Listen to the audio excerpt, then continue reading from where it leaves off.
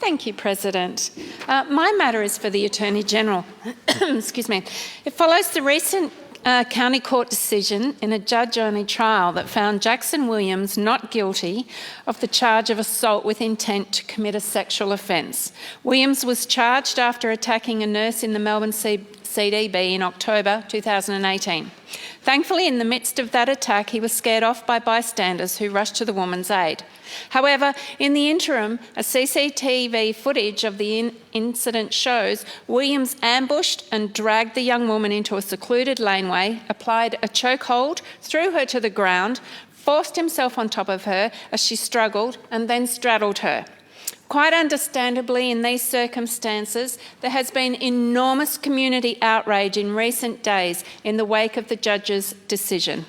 I deeply share those sentiments too, and I'm struggling to make sense of this outcome. To put it mildly, the not guilty verdict certainly gives rise to many different questions and concerns.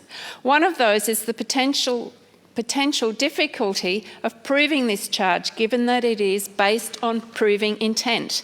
Another of my questions here surrounds the fact that although assaults with intent to commit a sexual offence came into effect as a charge in 2015, it's still incredibly difficult to find detailed arrests and sentencing data in the public domain for this specific offence.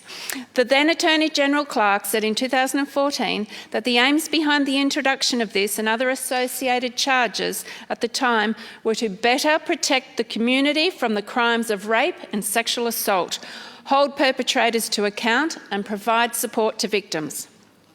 I obviously support those objectives wholeheartedly and therefore think it's not worth urgently reviewing the practical utility of this charge in particular.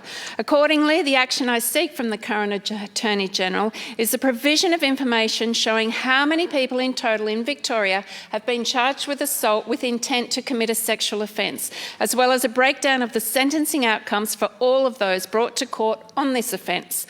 I would also be interested to know if the Attorney-General is aware of any proposals or suggestions to potentially alter the nature of the assault with intent to commit a sexual offence charge in any way, with a view to potentially making it less difficult to prosecute in the future. Ms. Mack.